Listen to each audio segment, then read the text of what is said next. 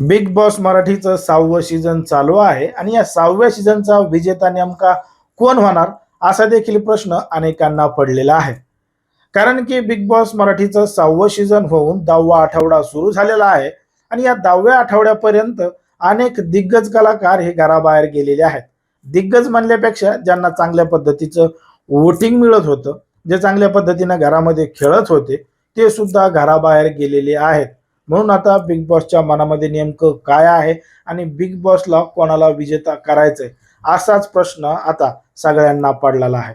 पण मात्र ज्या पद्धतीनं हे सगळं बिग बॉसचं सीझन चालू आहे, त्या सगळ्या गोष्टींचा जर आपण विचार केला तर नक्कीच या बिग बॉस सीझनचा विजेता कोण होऊ शकतो याचा अंदाज देखील लावलं जाऊ शकतं. मग ते नावं नेमकी कोणाचे आहेत, काय आहेत, हेच आपलं सविस्तर या व्हिडिओमध्ये बघायचे. पण जर तुम्ही अजूनही आपलं चॅनल सबस्क्राईब केलं नसेल तर लगेचच करून घ्या आणि बाजूला असणाऱ्या बेल नोटिफिकेशनला सुद्धा ऑन करायला विसरू नका. जर आपण पाहिलं तर बिग बॉस मराठीचे या 6व्या सीझनमध्ये चांगले चांगले कलाकार हे 10व्या आठवड्यापर्यंतच घराबाहेर गेलेले आहेत. ज्यांचे लाखो फॉलोअर्स आहेत, ज्यांना मोठ्या प्रमाणात वोटिंग येत होतं आणि मोठ्या प्रमाणात ते त्या ठिकाणी चलत होते आणि चांगल्या पद्धतीने खेळत होते. मग आता त्याच्यामध्ये सगळ्यात पहिलं नाव येतं ते म्हणजे करण सोनवणेचं. करण सोनवणेचा घरामध्ये नुसता कॉमेडी खेळ होता. तो सगळ्यांसोबत बोलत नव्हता, बाल्कनीमध्ये बसून गप्पा मारत होता. पण मात्र त्याला वोटिंग सगळ्यात जास्त येत होतं. वोटिंगमध्ये तो नंबर 1 होता. मग तरी सुद्धा तो घराबाहेर गेला. त्याच्यानंतर नाव येतं ते म्हणजे सचिन कुमावत यांचं. सचिन कुमावत यांना सुद्धा मोठ्या प्रमाणात वोटिंग येत होतं आणि त्यांच्या पद्धतीनं ते बिग बॉसच्या घरामध्ये खेळत होते. त्यांचा स्वभाव ते बदलत नव्हते. उगाच आव आणायचा, उगाच बळजबरी भांडायचंय, कोणाच्याही मुद्द्यात घुसायचंय, अशा पद्धतीनं ते करत नव्हते. मग सगळ्यात जास्त वोटिंग मिळून सुद्धा ते सुद्धा घराबाहेर गेले. त्याच्यानंतर नाव येतं ते म्हणजे रुचिता जमादारचं. रुचिता घराबाहेर गेल्यानंतर सुद्धा अनेकांना धक्का बसला होता. कारण की एवढी स्ट्रॉंग प्लेअर आहे, फायनलिस्ट पर्यंत पोहोचू शकते, टॉप 5 मध्ये जाऊ शकते. पण मात्र रुचिताचं जे बोलणं आहे तेच कुठंतरी प्रेक्षकांना न पटणारं होतं. मग तिच्या बोलण्यामुळे ती गेली आणि तिने तिच्या गेममध्ये कुठलीही सुधारणा केली नाही किंवा तिच्या भाषेमध्ये तिनं कुठलाही फरक पडून घेतला नाही. त्या कारणामुळे रुचिता घराबाहेर गेलेले आहे. मग आता घरामध्ये उरलेले जे सदस्य आहेत ते काटा टीमचे आहेत. टोळी पूर्ण उद्ध्वस्त झालेली आहे. मग या सगळ्या गोष्टींच्या माध्यमातून एक गोष्ट आपल्या लक्षात येते की टॉप 5 पर्यंत कोण कोण पोहोचू शकतं. आता टॉप 5 मध्ये पोहोचू शकतं ते पहिलं नाव आहे ते म्हणजे तन्वी कोलतेचं.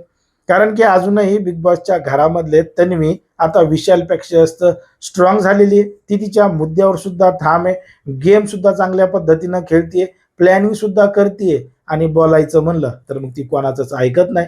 म्हणून बिग बॉसच्या घरामध्ये सगळ्यात स्ट्रॉंग प्लेअर सध्या तन्वी आहे आणि ती टॉप 5 मध्ये आरामशीर जाऊ शकते. दुसरं नाव आहे त्या ठिकाणी ते म्हणजे दीपाली सय्यद यांचं.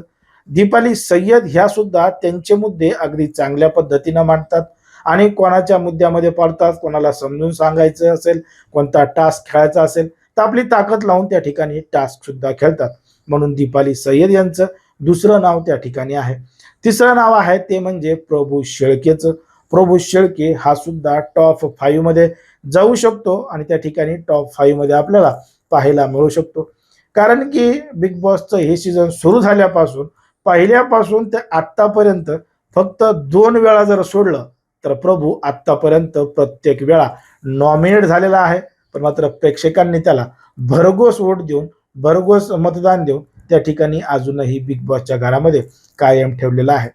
तसंही म्हणा त्या वोटिंगचं काही बिग बॉस बघतं का नाही असा देखील प्रश्न या ठिकाणी पडतो. कारण की ज्यांना चांगले चांगले वोट मिळालेत ते घराबाहेर गेलेत. पण मात्र तरी सुद्धा बिग बॉसला प्रभूला घरामध्ये ठेवायचे.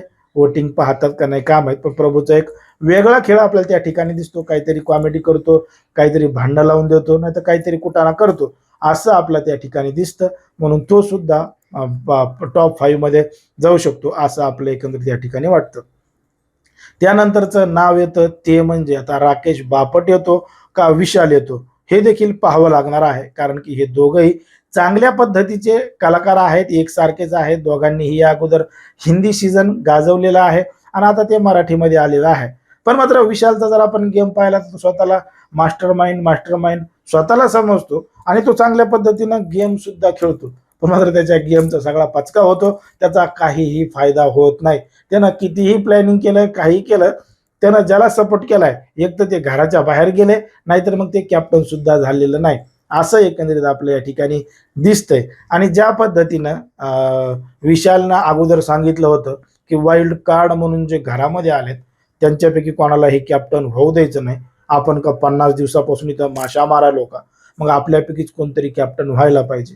पण मात्र जेव्हा प्रभूला कॅप्टन करण्याची वेळ आली, तन्वीला कॅप्टन करण्याची वेळ आली, तेव्हा मात्र त्यानं संकेतला सपोर्ट केला आणि अखेर वाईल्ड कार्डलाच कॅप्टन बनवलं. म्हणून विशालचा गेम सुद्धा बदललेला आहे, टॉप 5 मध्ये जाईल असं वाटतं, पण मात्र विजेता होईल असं आपला वाटत नाही. आणि राकेश सुद्धा त्याच्याबरोबर त्या ठिकाणी राहू शकतो. मग घराबाहेर जाणारे सदस्य कोणते आहेत, त्याच्यामध्ये आता ती संस्कृती आहे, रेवा आहे, संकेत आहे आणि सागर आहेत. यांचे सुद्धा काही आपला गेम पाहायला मिळत नाही. आणि वाईल्ड कार्ड म्हणून जे घरामध्ये आलेत त्यांचा वेगळा कुठलाही गेम दिसला नाही. उलट ते सगळं गेम पाहून आले होते, 50 दिवस हे कसे खेळलेत, काय खेळलेत, त्यांचा निगेटिव्ह पॉईंट काय आहे, पॉझिटिव्ह पॉईंट काय आहे, या सगळ्या गोष्टी त्यांना माहीत असून सुद्धा घरामध्ये आल्या आल्या लहान लेकरासारखं स्वतःच्या पावर की ते दुसऱ्याला देतात आणि त्यांच्यासोबत कशा पद्धतीनं राहतात आणि उगाच यांना बोलवलंय असं अनेक जणांना वाटतंय. म्हणून हे काही बिग बॉसचा विजेता होतील किंवा टॉप 5 मध्ये जातील असं सध्या तरी दिसत नाही. पण मात्र त्या ठिकाणी तन्वी असेल, प्रभू असतील, दीपाली असतील आणि विशाल नाहीतर मग राकेश असतील, या दोघांपैकी एक जण टॉप 5 पर्यंत जाईल. पण मात्र बिग बॉसचा विजेता कोण होईल या गोष्टीचा जर आपण विचार केला तर ते अजूनही स्पष्टपणानं सांगता येत नाही की बिग बॉसचा विजेता कोण होईल. पण मात्र जर आपण बिग बॉस मराठीच्या 5व्या सीझनचा विचार केला तर या सीझनमध्ये सुद्धा प्रभू शेळकेला बिग बॉसचा विजेता करू शकतात, कारण की सहानुभूती आहे, सहानुभूतीची लाट त्याच्या पाठीमागं आहे. आणि एक गरीब घरातला पोरग जर बिग बॉसचा विजेता होत असेल तर त्याला सगळ्यांचाच सपोर्ट असेल. पण मात्र त्या ठिकाणी जर तन्वी सुद्धा बिग बॉस मराठीच्या विजेताची तेवढीच हकदार आहे आणि ती जिंकायला सुद्धा पाहिजे असं सुद्धा बऱ्याच जणांना वाटतं. पण मात्र तन्वी ही एक अभिनेत्री आहे, तिचं सगळं काही सेट आहे, ती सिरियलमध्ये सुद्धा काम करते, तिच्या सिरियल सुद्धा मालिका सुद्धा चालू आहेत. मग तिला जर त्या ठिकाणी दिलं तर तेवढं काही महत्त्व बिग बॉसचं राहणार नाही. बिग बॉस मोठ्या लोकांनाच देतं, जे सेलिब्रिटी आहेत त्यांनाच देतं. मग तेच प्रकरण दीपाली सय्यद यांच्यासोबत घडतं, तेच राकेश बापट असेल, विशाल असेल किंवा इतर घरातले जे सदस्य असतील त्यांच्यासोबत घडतं. पण मात्र सध्या तरी बिग बॉस मराठीच्या 6व्या सीझनचा विजेता प्रभू नाहीतर तन्वी या दोघांपैकीच एक जण असू शकतं असं एकंदरीत आपल्या या ठिकाणी वाटतं. पण मात्र तुम्हाला काय वाटतं हे अगदी स्पष्टपणे कमेंटमध्ये सांगा. आणि अशाच पद्धतीचे नवनवीन व्हिडिओ पाहण्यासाठी आपल्या चॅनलला लगेच सबस्क्राईब करायला सुद्धा विसरू नका.